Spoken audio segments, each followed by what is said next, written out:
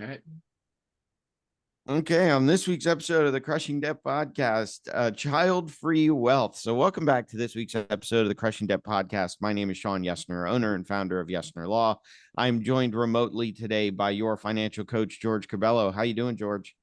Good morning, my friend. How is it going? I am experiencing what most people say is car trouble here in my house. Unfortunately, we got a used car for my daughter, and that car seems to be looking to drive me to the poorhouse because it's like, it's like, oh, this is not working. Oh, but then I pulled this cable and then this cable, and it just like a cascading effect. But it's a really nice Beetle. It looks fantastic, but it's one of those kind of cars where it's like, hopefully if I fix all of these things, I'll never have to take it to the mechanic ever again, which that's not true. But anyway, that's been my If week. It's been a if good if day. only you knew a financial coach that could help you budget for when issues like this might arise. Well, the good thing is the emergency fund is in place, and even for your financial coach, it hurts to still have to dip into the emergency fund to manage these types of expenses. So I always say the emergency fund allows us to have it more as an inconvenience rather than a crisis. And that's kind of it's a huge inconvenience. I told my daughter, I said, hey, I love you, but college is now effective. Now you're going to community college instead of the Ivy Leagues. So she was hurt a little bit, but I think she'll manage. She'll manage. Or she'll just get scholarships. Yeah, yeah. Well, I mean, she might go to a nice, safety school like FSU. That's what I was thinking. Where she would pick up a wonderful education and be a huge success. So Anyway, as we record this, I am just back from vacation, although this comes out, the week after. And I need some time off to recover from being off on vacation. I got back. I checked emails twice. So you'd be proud of me. The whole time I was away on vacation, I checked emails twice. The first time I opened it up, I had something like 500 or 600 emails pending between work emails, junk emails, spam emails, stuff I could toss easily. Plowed through those, fired it up again. The Sunday I got back, another 600 some odd stupid emails. So I'm getting projects done. I'm getting it knocked out, but I am super, super tired. I need a vacation from my vacation. just got And back. Right? on Need the another heels spring break. Okay. on the heels of paying off spring break vacation, I gotta start paying for summer camps. Ah, well, welcome to being a parent and having kids, and So I guess this show is really not for us. I think I see No. it. So I was going to say that's a really good transition to our guest this week. So we do have a guest for you all who does not share some of the issues that George and I have with cars and college and vacations. Well, not vacations, but summer camps and some of that kind of stuff. So our guest today is Dr. Jay Zigmont. He's got a lot of letters after his name: PhD, MFA, CFP. He's the founder and CEO of Childfree Wealth. His personal journey taught him how critical financial planning is, especially for people who haven't been taught the foundational principles. Dr. Zigmont and his wife are child-free, and it's profoundly shaped the way they approach their finances. When they searched for financial advice, they realized that most of it assumed that you had kids, which didn't align with their goals, which is why Dr. J founded Childfree Wealth to offer financial planning tailored specifically to that community's unique needs. So welcome to the show, Dr. J. Well, thanks for having me. I was traveling too, but it's just different when you're by yourself. I mean, I was at a conference down in South Beach. They had a conference, the Future Proof, on the beach. I don't have to worry about paying for anybody else and anything. It is different, that's for sure. And I didn't mean to assume that you don't go on vacations. What I meant is you probably don't go on vacations that are kid oriented because you don't Right. have kids. I mean, he might go to Legoland. Why are we putting people in there? It's a kind of cool place to go. I might go to Legoland. But it is more, and I do appreciate it because I was always very sensitive to the instant you get married. The very next question that comes after that is, when are you having kids? Yeah, when I have kids. Yeah. And I get it. It's some people choose to, some people choose not to. There's certain whatever, personal reasons, other reasons, medical reasons, whatever. I've never really cared about that in terms of, hey, that's your decision. I'll respect your decision. But what are some of the differences just in terms of, like you said, paying for, in my case and George's case, paying for 2 extra mouths when you go out to dinner? Other than that, what are the differences? Yeah, I always laugh because always people are like, well, it's going to be a whole lot easier because you don't have kids. You don't have to pay for, diapers in college. And I'm like, it's not that you automatically become rich because you don't have kids. I mean, there's Yeah. still people struggling. I mean, there's no like magic check that falls from the sky that all of a sudden makes you rich. But the way we do say it is living a life of child-free wealth means you have time, money, and freedom to do what you enjoy. And I think it's actually a challenge because for parents, there's what we call the standard life script. You go to school, you get married, you have kids. I mean, you're talking about exactly like the pressures that go with it. You retire, you pass the money to generation. When you don't have that script, what do you do with your life becomes kind of a question. It's almost like too many options. What happens if you can live anywhere? What happens if you could do any job? What happens if you have Right. those options? And it starts changing just about everything about your finances. Because if you pull it apart, child-free folks as a whole, they don't really have a priority on passing money to the next generation. The way I say it is my nephews get what's left over. If they get 10 grand or 100 grand, I'm fine with that. But if they get $1 million, I probably made a mistake. And the mistake is I probably should have helped them earlier in their life. I should have given my charities, or we should have used it, or whatever it is. But if I'm 90 and they're in their 60s, really that money's not life-changing to them at that point. So if your goal is not to pass on money to the next generation, it's closer to something like a die with zero approach, that starts changing all of your assumptions. Because what you realize is a lot of financial planning, nearly all of it has built-in assumptions around kids, around saving for college, around passing money to the next generation, like even things like life insurance. 32% of child-free folks will never marry. If you're single with no kids, the use of life insurance is like nearly zero. Right. But it's just an assumption you do. Child-free folks also don't want to retire the way the classic is. They'd rather cut back on work. We have an approach we call financial plans to live early. It's a dial back on work instead of a retire early. Like it just starts changing assumptions. And what you realize later is it's all built into the system. So even things like a Monte Carlo simulation, the whole goal is to not run out of money. Well, that's inverse for child-free folks.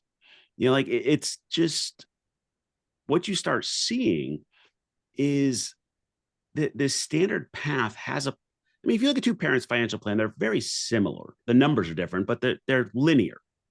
A child-free person's plan and a parent's plan are just different, not better or worse, just different. Because you're not, that's one of my concerns is if something happens to me, who takes care of my kids? What do my kids inherit? Or setting them up so that when I'm gone, they have some money coming into them. But I guess if you're child free, you don't have to worry about passing it on to the next generation. Right. Yeah. And I think the way we say it with our clients is, do you have a priority on how much you want to pass on to the next generation? The reality check is we all want to like give to our charities, give to our family, whatever we can do, but it's not a priority. And that's where it starts shifting. Oh, well, then can I think about this differently? Right. So let me ask this, what inspired you to actually, focus on helping people who don't have kids to build wealth? Like what's the origins? Where's your Batman origin story here? Yeah. So my wife and I are child free. And just for definition purposes, child free means you don't have kids, aren't planning on having kids ever, usually by choice. For us, it's a little less by choice. We, my wife had a 50-50 chance of dying if she got pregnant. So like that kind of made our choice for us. Sure.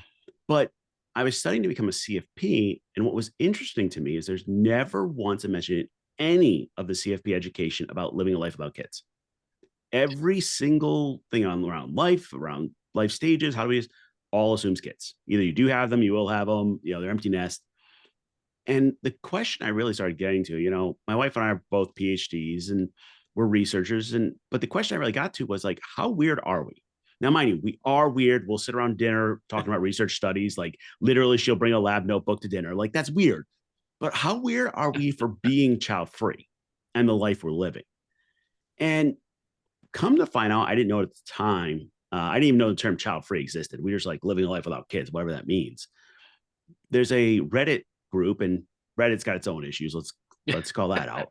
But Good research area, I imagine. well, but it's where I found it. So let's be real. They had 1.5 million people in a child-free group. And I'm like, well, we're not alone, Right. And come to find out in the end, and we're still looking for good data on this, but the best we found is somewhere around 25% of the US are child-free or permanently childless.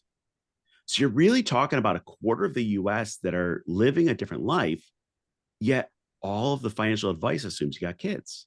I'm out here in Nashville, and Dave Ramsey's just down the road, so I can pick at him a little bit. He's got his baby steps, and he's got a plan for everything. When you buy a car, what you do, how you do this. Right. But kids come whenever they come.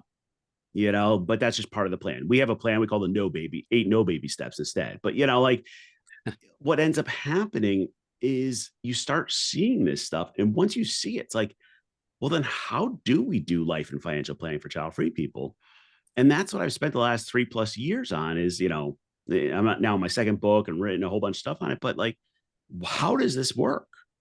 When I went to my publisher that, we were talking about books, and they reached out to me and said, hey, we'd like to do another book with you on financial planning. They said, why aren't there books about child-free financial planning? And I'm like, I don't know.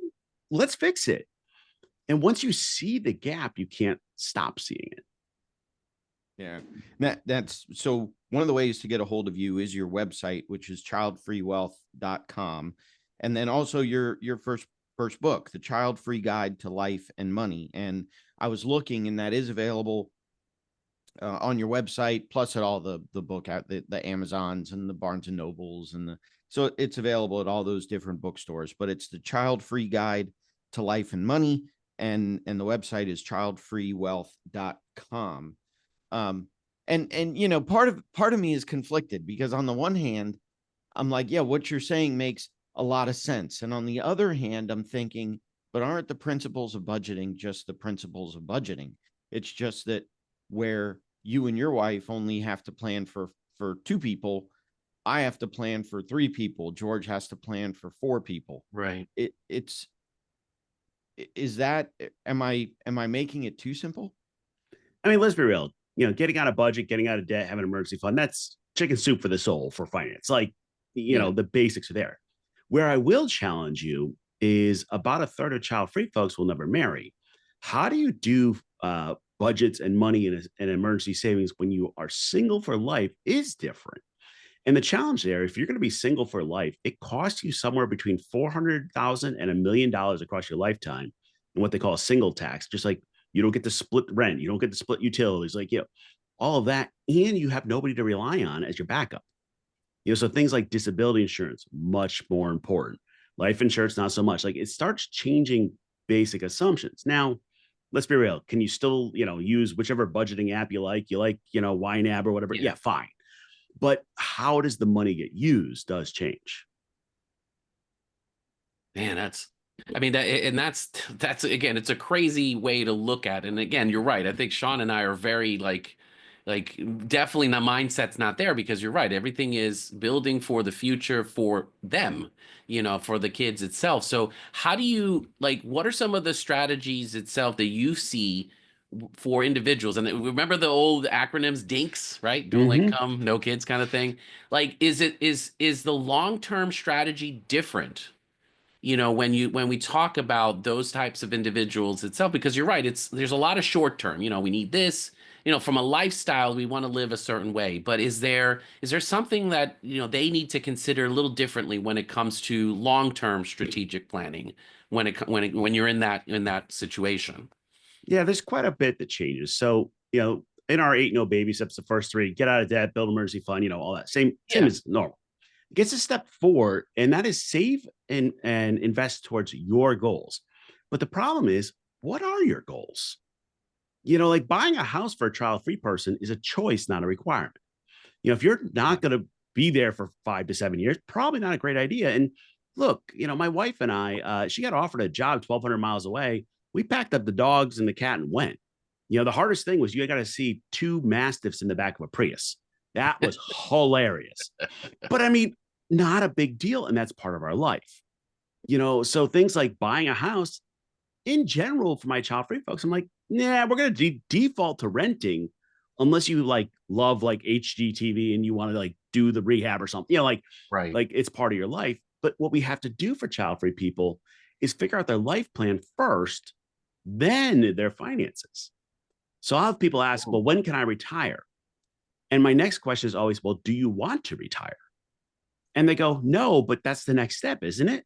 And I'm like, well, let's look at this different way, where maybe it's cutting back on work or going to another different career, or, I got a lot of folks for some reason going back to school to be a librarian. Why do they want to be a librarian? I don't know. Just sounds cool. Doesn't make a lot of money, but they enjoy it. They'd be happy, right? And it starts changing things from there. So we're not retiring. We're not passing money to the next generation. So the goals have shifted. We look at it, and the way we approach it, we say, how do we make your finances simple so your life can be amazing? To us, there's an equation between how much you worry about your finances and how much you can truly enjoy your life. Where simple, passive, long-term investing, we're big fans. That's what we promote. But then after you get out of investing, you get to things like getting your insurance right, where disability insurance is a must for child-free folks, particularly if you're single. Life insurance, not so much. Long-term care insurance is important. Our goal with our child-free clients is to have a plan for their long-term care by their mid-40s. But most people don't think about that until they're later in their life. Estate planning changes, especially the question of like, who's going to make decisions for you. Child-free folks also often get that, well, you're single and no kids, so you can take care of mom.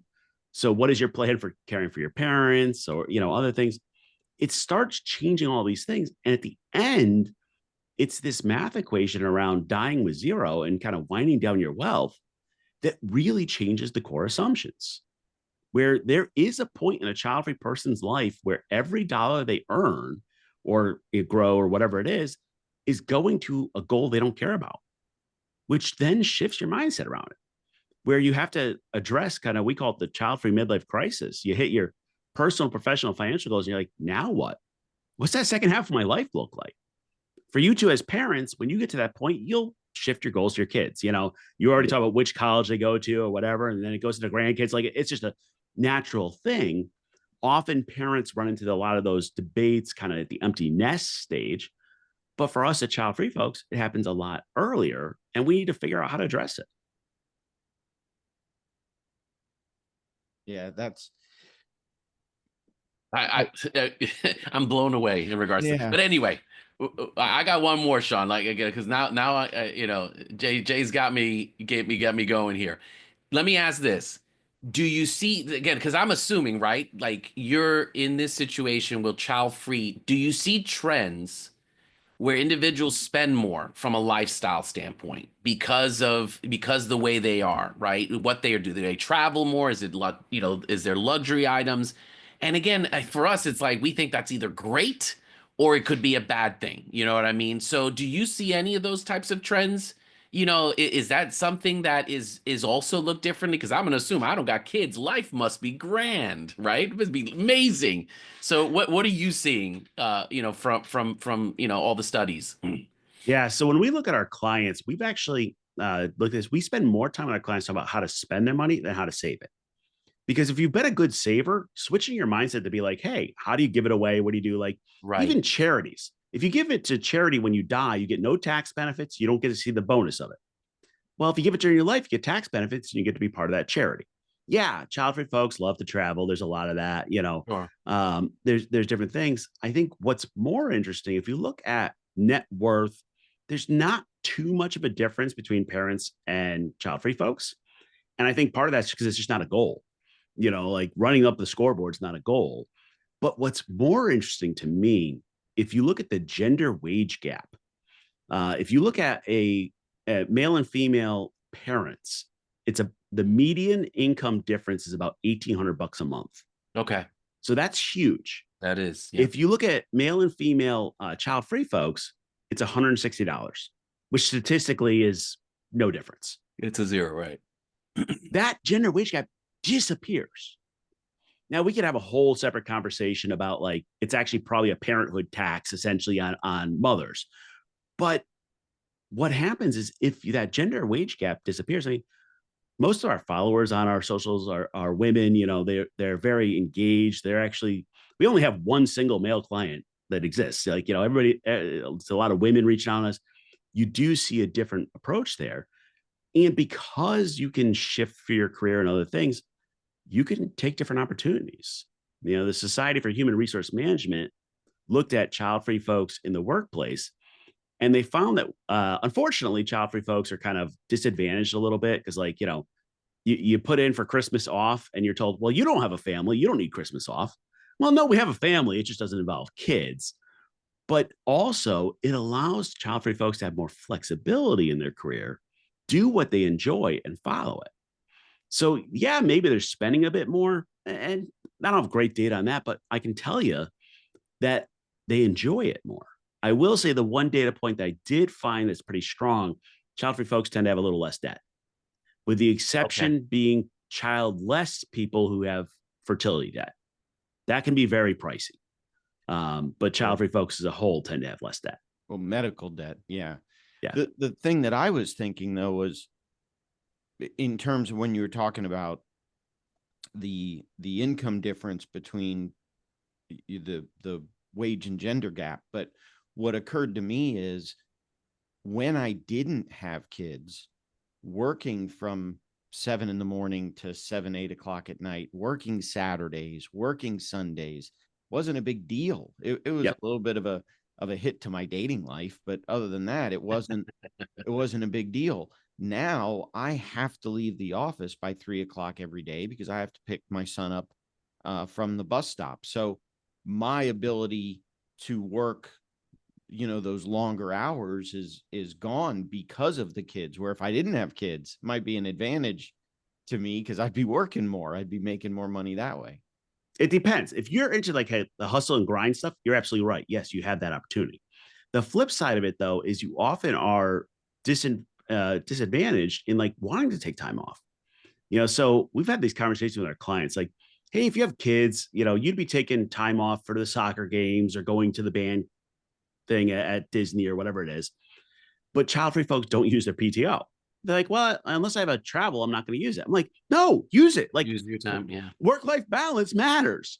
You know, you're not just going to stick around late just because, but you see some of that where, you know, hey, can you cover X, Y, and Z because, you know, Joe has to go home and take care of his kids, and it's automatically expected the child-free folks do it. Now, I'm all for if that's you're doing it by choice. You know, if you really want to push it and go up the ladder, great. But just because you're child-free does not mean you have to do that. You know, that's that old school. They used to call it the career woman example. Well, instead of having kids, you're going to go have a high-powered career. It doesn't have to be that way. It's okay to just enjoy your job, put in your 40, and go home and enjoy whatever you enjoy. I think that's a good point, because I think we think if you don't have kids, you're not having fun, or there's not something to distract you, or whatever it might be. And I think it does open you up opportunity-wise to have more hobbies, to, you know, again, there's not a restricted night to go out or anything like that. You can just live life. You know, again, there's no, again, we don't want stigma in regards to like, well, if you don't have kids, you must be boring, or this is that, or something. And we got to, you know, obviously I hate labels, like, right, you know, if you do you, if that's what you want to do, that's fantastic, and go in that direction. There's no wrong in that. But I think you're right. It's one of those kind of things that I don't want to have a bias on someone because they don't have kids, they must be this. And I think that's what we need to kind of learn as we go into these environments. I would never want to take advantage of someone, especially in the corporate world or anything like that, to go, yeah, well, they don't have kids, of course they can work overtime. Like, don't, no, that's not cool to have those assumptions. You have the right attitude, but I'm going to tell you, in real life, it's not the same. You know, so it's interesting because I work with a lot of companies on talking about how do they talk to their child-free folks. And there's different benefits that child-free people will never use. There's different, you know, they'll say like, oh, well, PTO has nothing to do with what you're using it for. No, that's wrong. The policy may say there's no difference. You know, first come, first serve. But then when it comes to practice, there's always kind of TikTok stories of like, oh, well, you know, they wouldn't give me my time off because this other person put it in first, but my kid has this. And I'm like, no, this is not us versus them. Right. You know, yeah, maybe we can plan ahead a little bit better because, I mean, we have a better idea. But you're seeing it in the workplace where there's these things. You know, my wife was in academia, and in that world, she was at Ole Miss, that you could get tuition for your kids for free as long as you've worked there. Which, by the way, cool way to save for college. Yeah. Now, mind you, they get no choice of where they're going, but that's a separate discussion. My kids have no choice where they're going. But what happens is, I, as a spouse, could not take advantage of that. Like, can we go to the, HR and say, hey, we'll sign a paper. We're never having kids. Can we use that benefit for ourselves? Right. Good point. No. I don't want to take anything away from parents. Definitely we need a whole thing on maternity, paternity leave, all that. Great. What's the equivalent? And that's where people are like, well, they can use it if they want to. And I'm like, they're not it's not happening. Right. What is that other option? And how do we make sure that we embrace this other section of our population? Yeah. All right. I got one question though, Shawn. And again, but you tell me, are you good? You good? Because this is a fascinating topic. That's why they call you the co-host. You can ask whatever you want. One more question, then I'll give you. So again, you are in this situation, no kids. What should people consider, in regards to like power of attorney, healthcare proxy, real estate planning, if they don't have descendants? Like, what happens in those situations? Like, how do people think in those situations? Because again, we always think about the future, right? And I'm like, I'm gonna be old and ugly, and I don't have kids. What happens in those situations? That's what I was gonna ask, by the way. Okay. Well, you're the lawyer, that makes sense. So I'll take it apart in two different things. Owning real estate to be like a landlord, that math doesn't work as well for child-free folks, because like the 1031 exchanges and rolling that up and then doing a step up in basis when you pass to your kids, none of that's going to work. So in actuality, it makes the math around being a landlord not as cool. Now, for your primary residence, different question. Sure. The hard question is, who makes decisions for you when you can't? And the general stat is 25% of people in the US are disenfranchised from their family. And if you look at like the LGBTQ plus population, is much higher. And there's a lot of overlap, child-free folks in LGBTQ plus. 50% of the LGBTQ plus population are child-free. And it's been a problem I've been like losing my mind over for 3 years. Turns out in California or Arizona, you can appoint a professional fiduciary to serve as your medical power of attorney, financial power of attorney, executor. In Georgia, I found one attorney that's willing to do all three of those roles. If you're in the other 48 states, you're kind of out of luck. Wow. And it's one of those where I spent a lot of time, and we're actually launching a product later this year. We're calling it Childfree Trust. And we're going to start serving as child-free people's executive, medical power of attorney, financial power of attorney. But it's a legal mess because it's state by state. Even if you have a solution in California, hey, you're vacationing in Maine, does it work? It's a problem. And it's such a problem because if you don't appoint somebody, the government's making decisions for you. And I don't care what your political slant is, nobody wants the government making decisions for you. That's where you get like the horror movies of the court-appointed conservator, guardian, and, the people not going to take care of. Like, it's a mess. The other problem is if you don't have a will, well, what happens is the government can once again take your money. So I was working with banking regulators on this product we're launching. And I asked them, hey, what do you do when somebody dies? No next of kin, no will. And they said, well, we put it on the website. And I'm like, so you're telling me I'm supposed to be looking at all 50 states to see if my Aunt Ann died? And they like, well, I mean, they didn't really say it out loud, but like, it's not in their best interest to advertise it much. Because they may be able to get the money. I talked to another state. What they do is they put a ad in the print paper in the public notices saying, hey, anyone know Jane Jones who died? And that's it. And it's such a nightmare because the system is all assuming you have next of kin.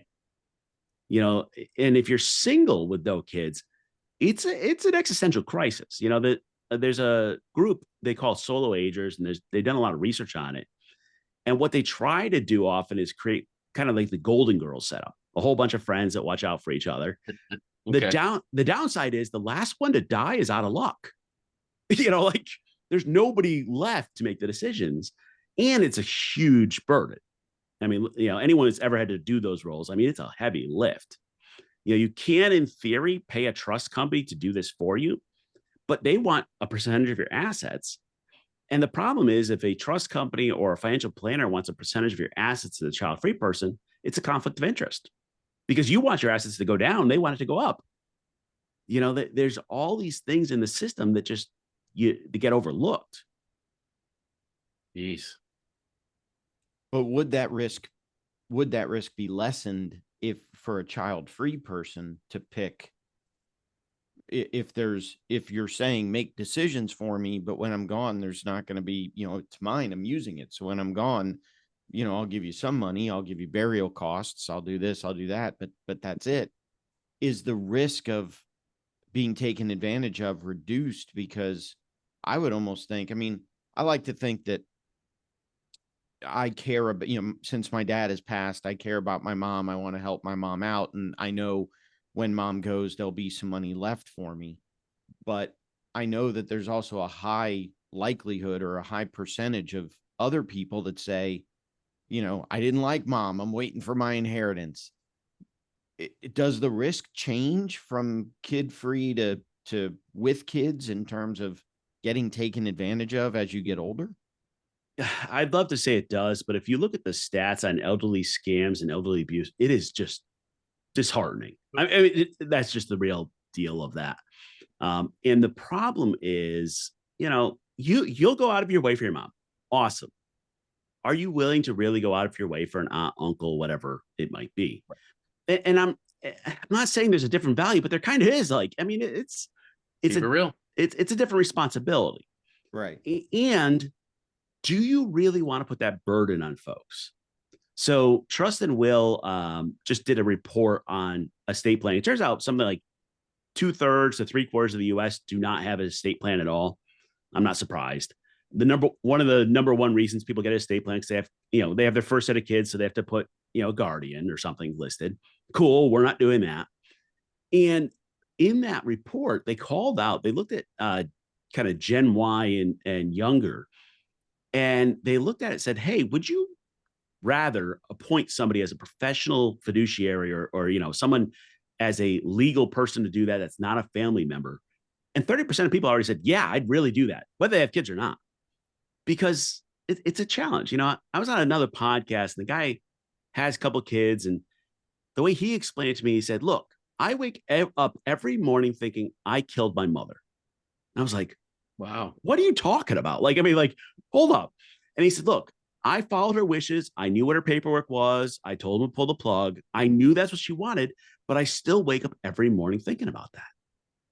He says, I wish I can appoint somebody to do that for me and my kids so they don't have to do it. And wow, that's harsh. Mm-hmm. And really, is a family member or a friend going to, go out of their way to make sure you're good in the nursing home or else? I mean, look, after you die, I don't really care much. After I die, I'm gone. So whatever, make sure my money gets to my charity and my family. But it's the hard one of when I'm there, but I can't make the decisions. How do I make sure the care I get, all that? There's a lot to it. And unless your family members are really close as far as physical location, the stat is on top of that 25%, 20% of folks don't have family within 5 hours. So you're talking about almost half of people have no close family, either they're not close to or not physically close to. I don't know that it's realistic to expect my nephew from 1,200 miles away to come here and make sure I get to my appointment for my, heart condition. Fair enough. Wow. So what do what do we do as people that have kids? How can we help better promote or support, other than, stopping the jokes about when you're having kids? What are some other things we can do to help, to support, to whatever? Yeah, I mean, let's be real. We're in a political world, and last year there was a whole bunch of this stuff on the childless cat ladies. That's true. That's true. It is what it is. I mean, I'm deep in the South, and in the South, you meet somebody, and the two questions they start with is, where's your church home and how many kids do you have? It's not like, oh, do you go to church and do you have kids? It's, which is it? And heaven forbid you say, no, I don't go to church and I don't have kids. Like next thing you know, you're I don't know, Excommunicated from the community. Well, actually, so one of my colleagues started serving child-free folks, and he has kids, and it got around his church that he had a website up for child-free folks, and they started to excommunicate him from the church for serving people that are child-free. And he actually closed up the whole firm because he didn't want to deal with it. Right. The amount of hate we get is just remarkable. Not cool. And, I don't want to go too political, but I think the challenge is, as a society, a lot of governments have tried to encourage people to have kids, and whether it's right or wrong the way they're doing, that's a different question. You look at Japan, 1/3 of folks there are child free, like it's a huge growing thing. None of the countries that have done incentives to convince people to have kids have worked. I mean, not enough to make a difference. Let's put it that way. Right. So if that's the case, how do we as a society come to grips with, hey, 25% of our US is never going to have kids. What happens to Social Security? What happens to GDP? The public number is, if the child-free population stays the same way it is, which they are. I mean, let's be just transparent. I got somebody at 21 getting sterilized. I mean, like, they're not changing their mind. If that's the case, it'll actually lower GDP by 4% on year over year. Well, guess what? That's an automatic recession or even a depression. Yeah. We have a whole bunch of systems. So the first step is just being aware that we exist, which sounds really weird. In comparison, the LGBTQ plus community is about 8% of the US. The child-free community is 3 times the size, but people just don't even know we are there. Then the next step is going, okay, let me accept who they are and figure out how to make them part of the community. There was a great study that looked at how parents relate to each other and how child-free people relate to parents back and forth.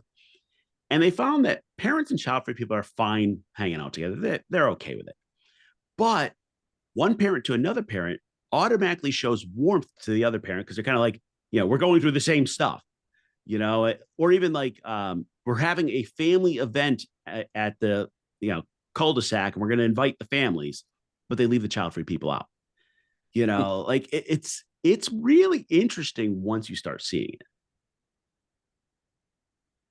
it. I'm trying to think of my own personal experiences of, I have friends that are child free, and I keep trying. It's never been really a topic that's come up at all. I keep wondering, am I just this super woke person, or does it's never occurred to me when I have friends that are husband and wife that, no, we don't have any kids.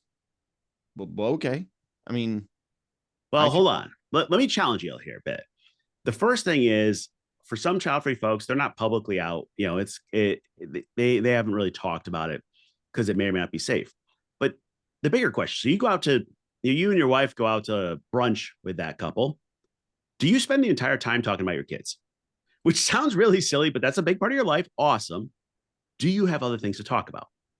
Are you engaged in what the other person's life looks like and other things? Or does it start setting off jealousy?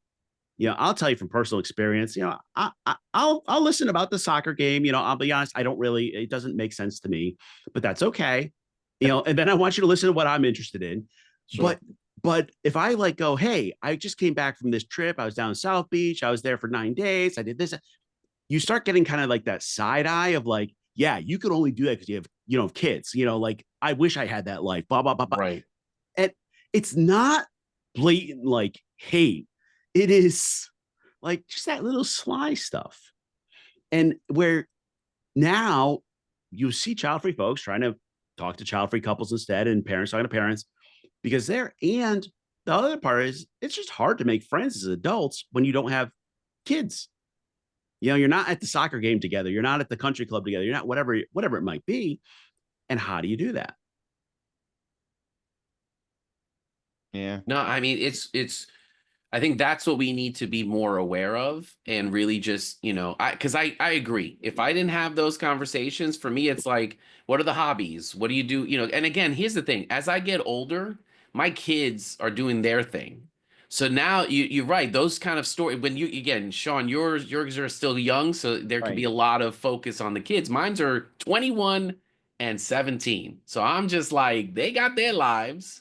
So, it's funny how mom and dad got to realize, like, oh, wait, do we still like each other? Oh, okay, yeah, I think we're okay with that. And then of course meeting other adults where it's like, right, it's conversations that are beyond the kids. Yes, kids will may come up, but it's really more of just like, what do you do? Hobbies wise, how do you have fun? And again, you get a few drinks, everybody's happy anyway. So who cares about, like, Well, the life in that sense? So don't worry about and it. Yeah, and again, for me, it's a function of you say, well, yeah, I went down to South Beach and I had a great time down there and we hung out, we did this, that, the other. My first thought is not necessarily, well, isn't that great? He can go to South Beach because he doesn't have any kids. My first thought is, isn't that great? He can go hang out at South Beach because he's a certified financial planner that makes a good living, that has the ability to spend that kind of money to do that. I love You this know, guy. well, that and you could judge however you want, and I'll tell you, I actually personally love getting to know and friending older men. Like I'm talking like 70s plus 80. I had a neighbor, close to 80. I'll be honest. I asked him once how many grandkids. He goes, I don't know, something like 7 or 8. Like it's not part of his life. Right. We had great conversations about growing up, and he had his time in the service and all. Right. Never like besides like, hey, my kids are coming to visit. Like never part of the topic, Right. and you can connect. People my age, you're right. Maybe it's because of career. Maybe it's because of socioeconomic. Maybe I don't know, but it's still just hard. yeah. So, Yeah. the visual is not there, obviously, if you're in Patreon, but wow. Anyway, dude, I'm serious. This was a fascinating topic itself. I would never, and again, the percentages is what blows my mind. There are a lot of people in this situation, whether it's, the stigma of like, well, you don't have kids, you must be weird or must be something wrong with you or any of that kind. Like, I think overall we have to stop being so judgmental and Yeah. just allow, like, just be so, be more, a little bit more welcoming when it comes to, people's situations, and just get to know people from that standpoint. Again, my kumbaya moment is over, but it's just more of like, boy, like, it's just, I didn't think of it, and it's at the same time, I'm like, that makes sense. So, I mean, I learned something today, that's for sure. No, yeah, I appreciate it. I think it's interesting. I think it's interesting to look at all the different aspects and segments of the population. We've got, I mean, even represented on this one show alone, we've got, husband and wife, 2 kids. We've got single dad, 2 kids. We've got child free. So even within the three of us, there are different dynamics of what's going on within our lives. So I definitely appreciate it, Dr. J. We do appreciate having you as a guest on this week's show. For people that are interested, again, it's the Child-Free Guide to Life and Money. And again, it's available on Dr. J's website. It's available on all the book retailers. His website is childfreewealth.com. I'll put that in the notes as well for you all to connect with him. Dr. J, anything we missed? Anything else you want to kind of bring up? I just appreciate you being willing to have the conversation, because that's really what we need to start doing. Yeah. And I think there's a much bigger societal issue about we're not talking to each other and just kind of like seeing where we each come from. And I really appreciate you two digging into it. Yeah. Well, if you're ever in Florida, if you're ever in Tampa Bay, let me know. We'll go out to dinner and I will not say a word about my kids. Same here. Same. I'm just glad that we got through the interview and not had to go through any type of basketball references on Dr. J itself. So well, okay. Sorry, I kind of messed it up at the end here, but Yeah, you still pretty cool. way to get all the way to the end. I do want to mention real quick, if you are interested in supporting the show, it's patreon.com/crushing debt. That'll help us with all these fancy schmancy production costs we have week in and week out. Thanks again to Sam Cohen, our friend, our sponsor. He owns Attorneys First Insurance. If you're an attorney or title company and you want malpractice coverage, contact Sam at attorneysfirst.com. And then again, when this episode comes out, we are less than a month away from the PanCan Purple Stride, the Pancreatic Cancer Action Network Purple Stride Walk is April 26, 2025. If you are in Tampa, it's at Steinbrenner Field, home of the Tampa Bay The Rays. Rays. Home of the That's Tampa weird. Bay Rays at Steinbrenner Field. But if you are not located in Tampa Bay, go to pancan.org and you'll find the walk that is closest to you. If you want to join my team, that's My Legacy Striders. Again, I'll have a link there in the show notes as well. Other than that, I think we made it to the end, George. Woohoo! Always happy, always learning something new. And thanks to Dr. J again. Thank you, brother. Yeah, thank you for listening to episode 1 of the Crushing. Sorry, inside joke. But thanks again, Dr. J. Child-Free Guide to Life and Money and childfreewealth.com. We appreciate having you as a guest on the show. Thanks for having me. Yeah, and so we will. We hope whether you're child-free, whether you're not child-free, we hope you have more money at the end of the month rather than month at the end of the money. And we'll talk to you in next week's episode.